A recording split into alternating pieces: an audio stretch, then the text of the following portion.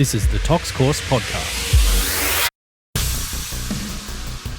Welcome back to the Tox Course Podcast. Andy Buck here. I'm going to do a slight format change in the podcast starting with this episode where Ingrid and Nick are really going to run the show now. You might hear my voice pop in for the odd extra bit here and there, but it's really Nick and Ingrid's baby, so I'm going to hand the reins over to them. In this episode, Nick and Ingrid will be discussing a very common presentation to the emergency department nowadays, and that's GHB or gamma-hydroxybutyrate toxicity and intoxication. Anyone who works in an Australasian ED will be very familiar with the clinical presentation of this drug, and there's been several recent local publications on this topic, including a couple by Ingrid, that they'll discuss during the episode. They'll also go into some of the clinical nuance around differentiating GHB intoxication from other ingestions, given that polypharmacy ingestions and contamination of many street drugs with other psychoactive drugs seems to be on the rise, as well as some management tips around intubation and aspiration risk in this patient cohort. They'll also discuss a quite rare but very interesting and uniquely Australian tox situation, and that is platypus envenomation. Ingrid and her colleagues have published a paper on this just last year in the MJA, and this is a thoroughly entertaining and interesting discussion for anyone who works in EDs in Australia. I certainly didn't know much about the sting that this very cute and unique native creature possesses, but I sure do now after listening to them talk about it. Lastly, they'll cover the introduction of the Single Digital Patient Record or SDPR in New South Wales this year, and some of the benefits and limitations this will provide with regard to toxicology research and access to tox presentation data, including the potential role of AI in future tox research. So here's Nick Dafters and Ingrid Berling discussing GHB, platypus envenomation, and SDPR and toxicology research. Okay, Ingrid, welcome back to the Tox Course Podcast. That's myself, Nick Dafters, and I've got Ingrid Berling beside me as well. We were going to talk about a couple of recent clinical toxicology papers from the last 12 to 18 months. And one that grabbed my interest is on the topic of GHB, which we do cover in the Tox course, but it does still seem to be an increasing frequency problem within the ED. And I know our local unit was involved with Brisbane as well in putting together a bit of a study on tracking the numbers and what percentage of patients require ventilation. And so I guess the first question I had for you, Ingrid, is I think the data collection for this study finished in 2024, but my feeling is cases have continued to probably go up since then. Has that been your impression as well? Hi, Nick, and thanks for the introduction. So yes, so this paper that I think will be in the links underneath this podcast and available shows between 2019 to 2023. So really over that COVID period, we saw a huge rise in GHB presentations to both the Cavalry in Newcastle and Princess Alexandria in Brisbane. And we discussed the burden on the EDs for those presentations. But yes, I would say anecdotally that we are still seeing those GHB presentations continuing to rise in our emergency departments in the Newcastle region.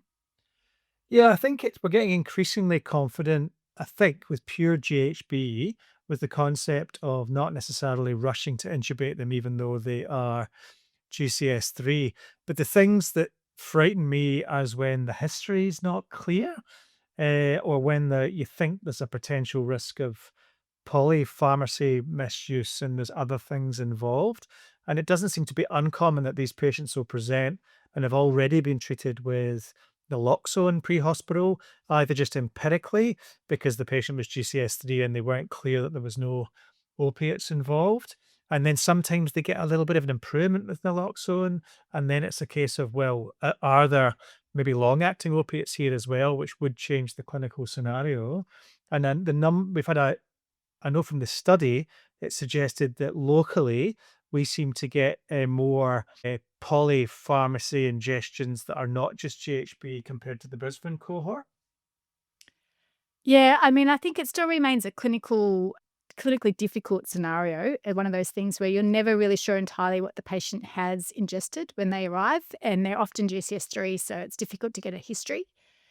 We definitely have increased our awareness in the area with our pre-hospital paramedics who will let us know that there's been a vial found on scene, that they're suspicious of GHB, or they'll speak to witnesses or people in the area to get a bit more of a context about what the patient might have used. And we're certainly starting to see patients who represent with GHB intoxication, so those that are chronic users, and we'll have that sort of information on their history if we can look at that in their medical records.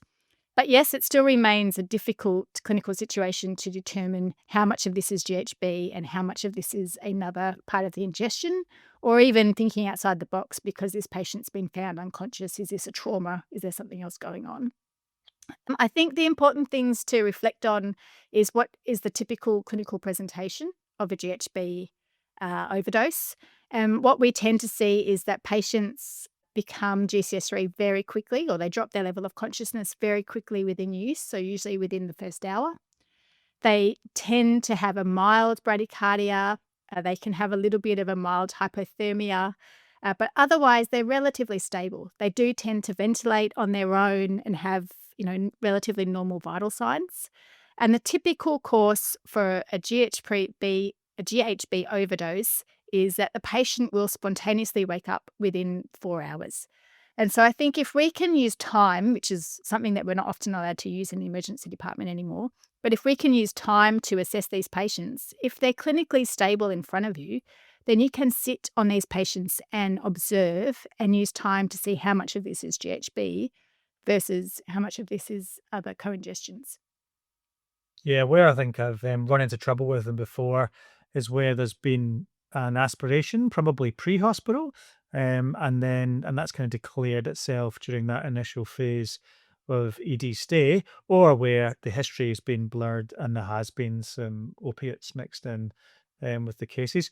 We've also had a couple of cases of quite delayed onset symptoms of GHB intoxication, which can be particularly scary because it can be missed when the patient first presents GCS 15 and then they suddenly drop to GCS 3 at some non-specific time frame after the presentation. And my understanding is that's due to precursors. So it's not the actual GHB itself. It's most likely precursors that are getting slowly metabolized into GHB itself. So you've touched on a couple of things in that question, and I think the aspiration one is important. And there's actually a second paper that we've done with the PA unit on the aspiration risk in GHB. And anecdotally, and from looking through the notes and from the patients that we see presenting to the emergency department, it's certainly an increased risk if there is any airway maneuvers that are done. So you've discussed that these patients are GCS3 and they might receive some pre-hospital naloxone. They also get a lot of pre-hospital Goodell's and airway maneuvers, and that sort of intervention can induce the vomit reflex and increase your risk of aspiration. So I certainly think that it's more of an indication in the stable patient to try and leave them alone, maybe to roll them on their side if you're having problems with ventilation before sticking a nasopharyngeal or an oropharyngeal airway down. But certainly we're observing them in an emergency department for a reason. There is a risk, and if they do aspirate, then that is more of an indication as to why you may need to intubate these patients. But even from our aspiration study, while intubation and aspiration did increase length of stay, we really didn't see very many significantly bad outcomes. That's still quite rare. Touching on delayed onset, well, there's a couple of precursors to GHB, GBL, and one for butanediol. These, GHB is something that's made at home, mixing chemicals together. You can't really be reassured of the quality of the product that you're using. And there is different metabolism pathways. And if taken with alcohol, if you've got one of these precursors, you've used one of these precursors rather than GHB, the alcohol will be metabolized first, and you won't get the sedative effects of the GHB-like precursors until it can be metabolized into GHB, which will occur when the alcohol has been removed. So you do get these delayed presentations unexpectedly, and patients won't necessarily know what they've taken. Yes, I kind of feel like it's evolving into a situation where these patients fall into two broad groups. There's the ones, often you do get history from the scene, and I think that's probably because it's used in a recreational context mostly, and someone else was with the patient, doing the drug misadventure recreationally with them, and they're able to tell the ambulance staff that it's GHB. So often there's a history. And when there's a good history that it's just GHB and the patient falls into that cohort where they're saturating fine, breathing fine, they're just got a significantly reduced GCS, I tend to just nurse them in a kind of 30 degrees heads up position, making sure they're maintaining their airway spontaneously by themselves. And that cohort seemed to be, touch wood, fairly low risk, but just need watched very carefully. And then there's the other cohort, which usually starts, the usual orange flag for me is when the history is just not that good. It's like what might have been GHB, or we're not really sure. There was lots of drug paraphernalia on scene. And I think they're just a different cohort of patients. And for them, sometimes I'm doing a chest x-ray, thinking about getting an airway intervention set up ready just in case things deteriorate. And they might still be okay to watch them for a period of time, but they're not in the same low risk group. And when you just don't have quite such a clear history that it's only GHB involved. Exactly. If you look at the paper that we've written, we looked at 751 GHB presentations between Newcastle and Brisbane. More of these presentations occurred in Brisbane. It's a much larger emergency department, a much larger presentation. And the majority of the patients were young adults with recreational exposures. But as you touched on, about 40% had co-ingestions, and they were often methamphetamines or alcohol. So it is frequently used in the context of other recreational drugs. About 40% of these patients, when they presented to the emergency departments, had a GCS of less than 9. So I think that's the important part that we wanted to touch on this paper, is that these are critically unwell patients presenting to an emergency department that are stable often, but still high risk of potential bad outcome, and an increasing burden on our already busy emergency departments to make sure that we have a safe space to observe and manage these patients. Only 13% required intubation, so we can actually argue that yes, the majority of these patients can be managed as you describe, with just stable supportive care, but that still requires adequate space within the emergency department, adequate nursing, and good knowledge with junior doctors and senior doctors that are familiar with this kind of presentation, and the capacity to feel comfortable to intubate as needed. So, the Cavalry-Mater Emergency Department and Princess Alexandria are tertiary hospitals with ICUs, so we feel comfortable observing these patients for safety in our EDs. What we're starting to see now around Australia, and particularly in the Newcastle region, as we talk about ourselves as a regional New South Wales region, is that people are presenting with GHB overdoses to more remote and regional centres that don't have ICUs, don't have intubation capacity at times. They might be nurse-led centres. And how do we manage these presentations and this burden for a drug that could have resolved within 4 hours? Do we intubate and transfer all these patients to a tertiary centre, or how do we support these remote and rural sites to manage a patient who is GCS3 and who could, if things go wrong, aspirate and need intubation? It is really tricky, isn't it? I think it's one thing when we're seeing, these patients almost every day. Totally another thing if all your experience and training has told you, working in your remote center, that GCS less than 8 means you need to intubate. So just undoing that kind of dogma is going to be quite hard. The more remote and regional you go with the less experienced, or less experienced in this clinicians that you've got out in these places. So thanks, Ingrid. That was a really interesting update on GHB. I don't think it's a problem that's going anywhere anytime soon. It seems to be still on the rise as a recreational drug of choice. So I'm sure we'll be seeing more and more of it as time goes on. Absolutely. We will see overdoses, and we will also see withdrawals, and that will become an increasing problem. Not necessarily toxicology in all centres, so definitely in some, but more drug and alcohol in others. But there's two sides of this coin that we're going to see in the emergency department. All right, Ingrid, the second paper I would like to discuss with you is an Australian classic. So obviously, famously, every animal and plant in Australia is trying to kill you at all times. And one that's deceptively cute that we very rarely hear about is the small beaked, whatever it is. What is it? A kind of marsupial? Yes, marsupial monitoring. A monitoring, thank you. Egg-laying marsupial. The famous monitoring, which is the duck-billed platypus. which amazingly also is apparently venomous. Now, it's not something we see often because people generally are smart enough not to pick up anything in Australia in case it instantly murders you.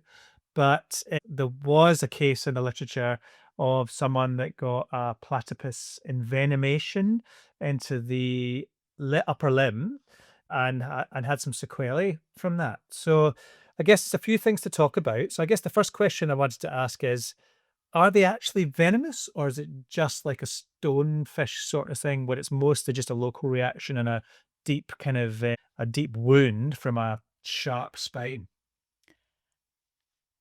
Yeah, thanks, Nick. So the platypus and the stonefish are both venomous, but they also do both have deep penetrating injuries. The platypus, it's only the male platypus that actually has the spur in the back of their hind legs and has the venom. So, it's 50-50 chance which platypus you pick up. And it's very, very unlikely that you're going to encounter a platypus to pick it up. But in the rare occasions that this does happen, I would advise you not to pick up a platypus because your chances of being stabbed by the spur into the hand is reasonable. And in fact, people that handle platypuses or platypi, I think is the multiple platypus term, need special gloves, not just standard gloves, but they actually have to have special leather gloves to prevent the spur from injuring them. It is a defensive mechanism for the platypus. Yeah, wow. Okay. And obviously, we don't have an established treatment protocol for a platypus sting. So I guess what we'd normally do is we'd be thinking about analgesia because they can be very painful, as I understand it. It was in this particular case. And then other things we do sometimes to try is like hot water immersion or like warm water immersion below the threshold for burning, obviously, or strong analgesia. Anything that's been shown to potentially help in this kind of case?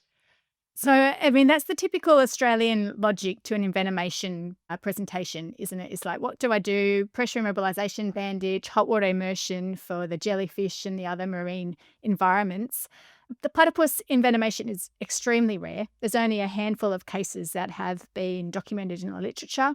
They don't occur throughout all of Australia. The majority of the platypi live in Tasmania and Victoria, sort of the coastal regions of New South Wales, little bit of Queensland. So there's not a lot of data on the platypus and how to manage the envenomation and the deep penetrating injury. And there's not a lot known about the actual venom. It's not that well studied. It's not that well understood. But we can't just use our pattern recognition for envenomation in this case. We need to go through and think through what's going on. These presentations do present with significant pain, and it is pain that tends to get gradually worse and be quite a deep, long-term pain. And the case reports do describe these patients having days and weeks of chronic pain in their wound. So our first approach would be analgesia, as you described, multimodal, so paracetamol, non-steroidals, morphine as needed. And in this case example that we have discussion in this case, the ketamine was used with substantial improvement. There's no role for pressure immobilization bandage. So the logic of a pressure immobilization bandage in a funnel web or a snake bite is that we're really trying to prevent the movement of venom through the lymphatic pathways to a systemic outcome. We're not really seeing that pattern so much in the handful of platypus envenomations that we have. It's local envenomation and local pain at the site of the injury. We have no evidence to suggest the venom's moving. So I don't think that there's any particular role or particular evidence to suggest that pressure immobilization bandage would make the situation better. And as always, there's the potential to cause harm with doing something like that. And as far as hot water immersion, again, there's not much evidence for it here. Hot water immersion is useful for marine envenomations, particularly because a lot of the marine venoms are heat liable. But platypuses are warm-blooded mammals, so there's no good reason to assume that their venom is heat labile. And in fact, hot water was attempted in some previous cases and wasn't tolerated because of the severe hyperanalgesia.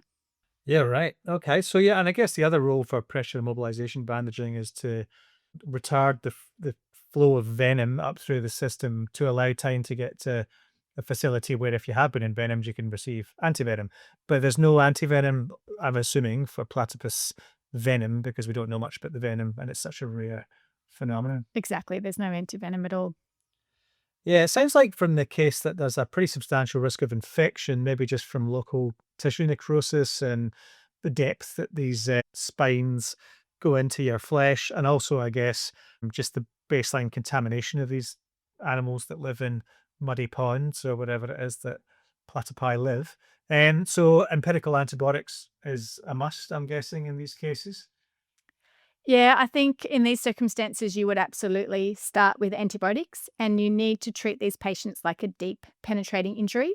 And again, in the case described here, the patient required a surgical washout and debridement, and some of the other case reports also required that. And there were positive cultures found on debridement in this patient that needed some ongoing antibiotics. And in a couple of the cases described, washout certainly was associated with an improvement in pain and recovery. So I think that there are contributing factors to the severe pain that's caused and the severe swelling as well that's caused from these envenomations. And we definitely need to treat both sides of the envenomation and the infection risk.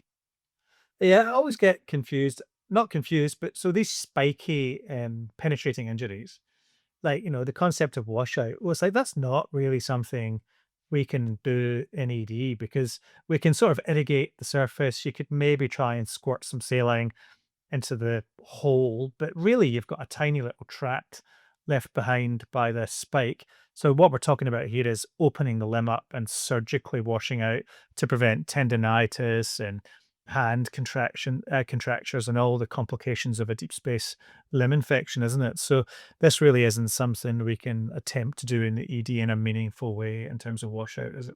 Absolutely. This is a surgical intervention done in a sterile environment. Excellent. Well, that's an interesting talk about the platypus. Again, something that's rare, but just one of the many things in Australia that can get you if you pick it up. Okay, Ingrid, the last thing I wanted to just cover today is we are living in interesting times, and there's a ongoing process to roll out digital medical records across the whole state of New South Wales. And it's American software called Epic that we're going to move to. And we're one of the test sites in Hunter, New England for this brand new software. And the reason I thought it might be interesting from a toxicology perspective is I think it's going to change the way that data collection is done across cases. And I guess my hope is it's going to make research potentially easier by having this one statewide resource for all patient data that's easier to search and look. And, in terms of looking at research projects, we should be able to find data more easily. We're not the only place in Australia that's using the same software. There are other sites, but I think we're the only state that's going to become one system across an entire state, which obviously captures a reasonable chunk of the Australian population going across the whole of New South Wales. Obviously, it's used in places in the US as well, quite large numbers of people or large numbers of sites use this software as well. So I guess there's the hope that this data collection could somehow become this great research pool moving forward. Now, you guys have historically been using data collection and have been doing that for a number of years. But my understanding, that's basically a spreadsheet that's maintained by humans or toxicology doctors on a case by case basis. So it doesn't extend across it doesn't catch every single presentation to every single hospital in New South Wales. It's just ones that present to the tox service. So I guess, do you have a feeling for how many tox cases might slip through the net of your current data collection? So I think you've opened Pandora's box of questions with this one, Nick, and we could have a podcast for an hour talking about the pros and cons of Epic software and SDPR, which is already used in places like Victoria and Canberra. But you're right, I think New South Wales will be the first site to have, all patients in New South Wales connected digitally so that we can see all the data, which also, again, opens up the door for ethics and confidentiality and the issues described there. Research is a complicated beast, isn't it? And I think we need to remember that it comes in multiple different forms, and there's big data and there's small data. And this is definitely going to be useful for big data when we're trying to look at big numbers, how many people present with paracetamol overdose in New South Wales to hospitals. It may become easier to pull those figures. But will it give us the details and the microscopic data that we need when we're looking at what happened and what were they given and how were they treated? That will really depend on how easily we can analyze that data and how accurate the information that's put into the program is. So, Newcastle was one of the first sites in Australia to start collecting the database of toxicology patients. It's a bit more advanced than a spreadsheet, and it is a bit of work. It requires, prospective data collection at the time of presentation. And as you'd be familiar with, and as is shown in one of the modules on our tox course, there's a data collection form that we complete in the emergency department for every tox patient, which collects specific details on time of ingestion, what tablets were taken, how much medication was taken, what else they're on. Is it immediate release? Is it slow release?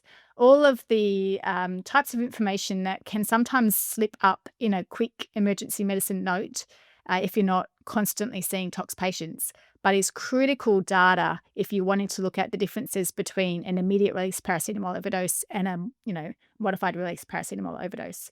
So I think having those prompts, especially if you can embed them into EPIC, which we've been able to do at the Calvary Mater, to make sure that the data that's being entered is detailed and important, will help with data collection.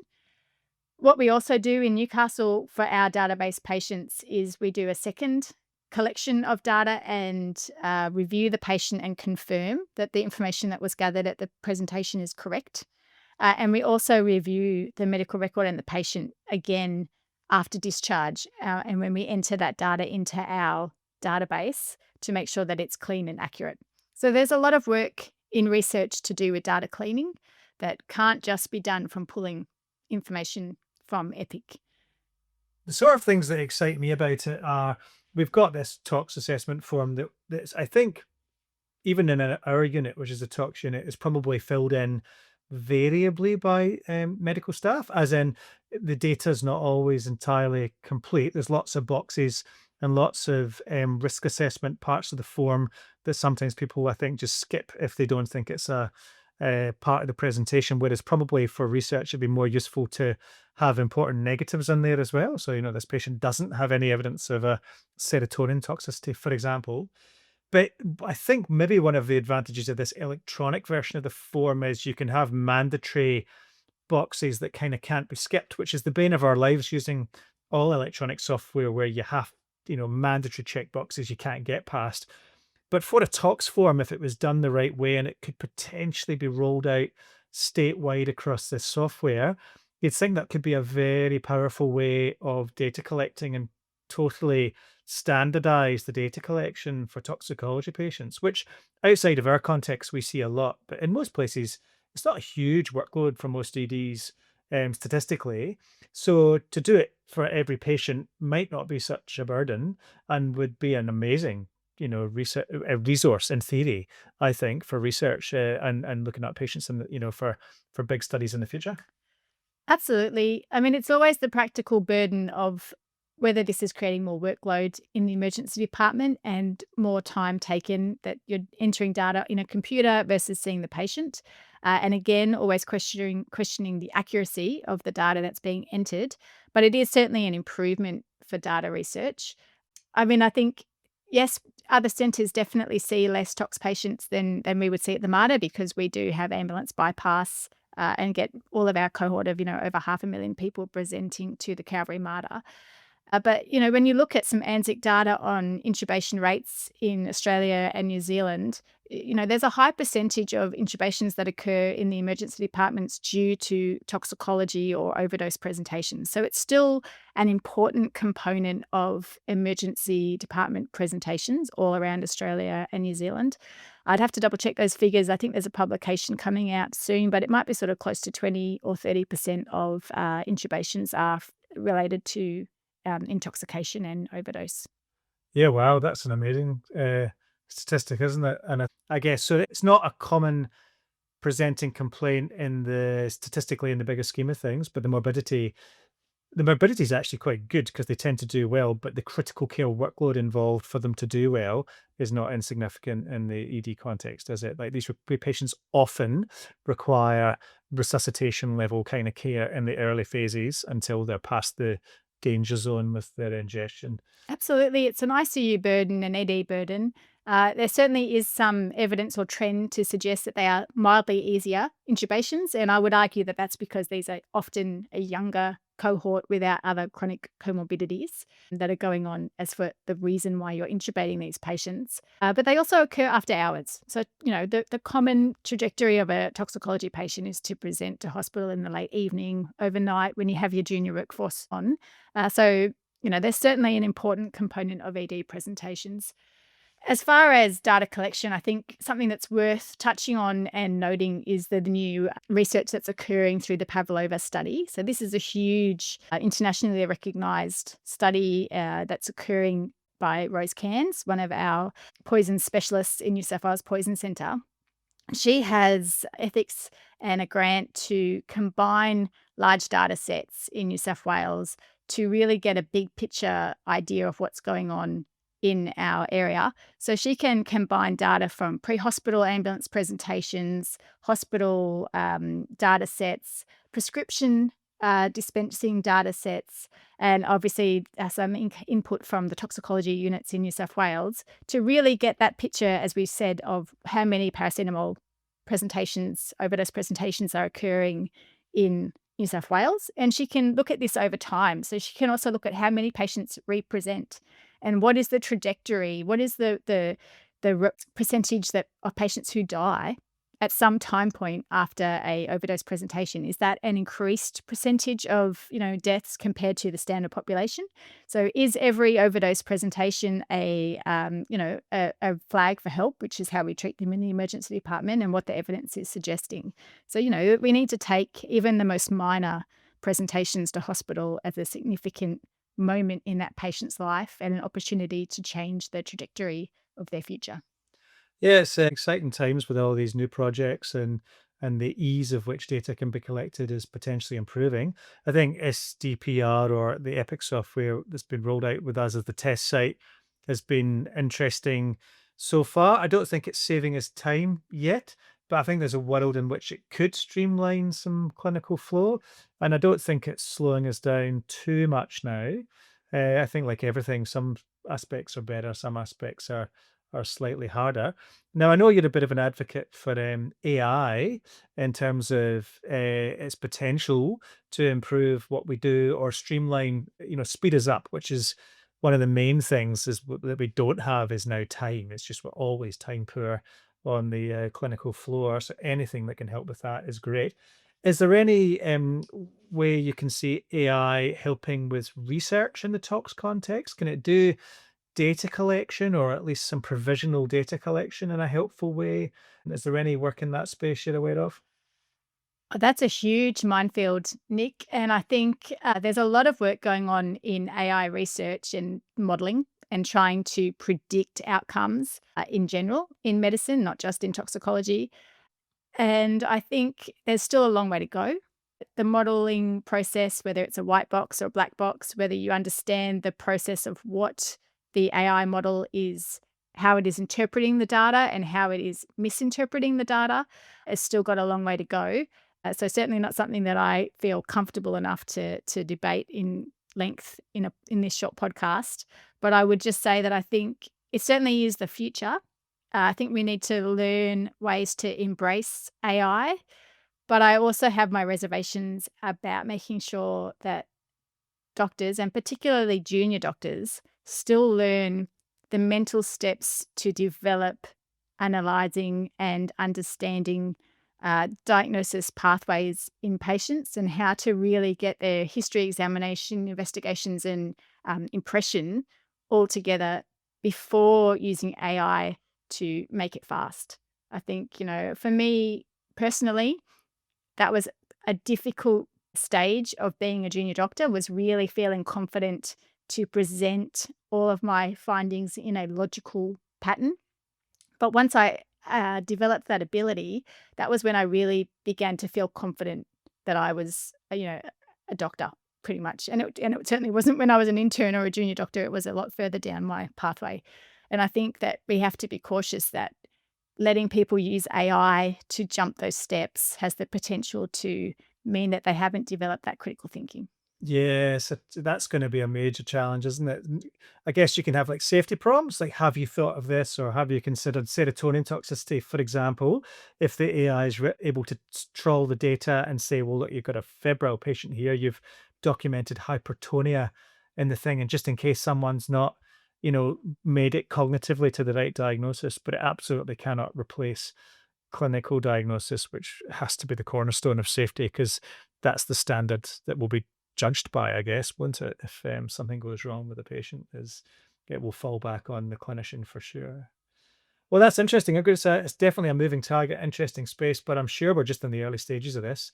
And as it evolves, we're going to see, I think it really could accelerate research and make it really interesting, and increasing the volume of research that's able to be done, just because it cuts a few corners that are mainly just laborious in terms of generating, I guess, research grant applications, in terms of trawling data to look for potentially interesting research topics. It might be able to help us with all those things. But thanks very much for that. Thank you, Nick. So that's it for this episode of the Tox Course podcast. We'll link all of the articles and references that Ingrid and Nick talked about in the show notes. If you treat tox patients in the emergency department, head over to etmonline.com and check out the Tox Course. This is a multi-module, go-at-your-own-pace online emergency toxicology course designed and written by Ingrid and Nick, with a strong focus on practically useful toxicology knowledge that you can apply on your next shift in the ED. And once you register for a module, you'll have access for your entire lifetime. Modules 1 to 4 are out now, including the incredible Bite, Stings and Envenomation module starring Australian snakebite expert Jeff Isbister. Module 5 will be out soon. So thanks for listening, and we'll catch you on the next episode of the Tox Course podcast.